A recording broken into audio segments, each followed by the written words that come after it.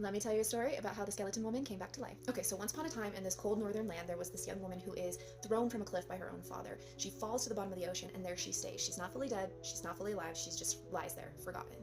One day, a fisherman is out doing what he does. He casts a line and he hooks something deep, but when he pulls it back, it's not the fish that he expects, but instead a tangled mass of bones. So he panics and he begins to row back to shore, but the bones stay caught, following him wherever he goes. So finally, he makes it up to his home in this mountain cave, and he sits the bones in the corner and he's staring at it and he's scared, but then something starts to shift and he starts to see her for what she really is, a person.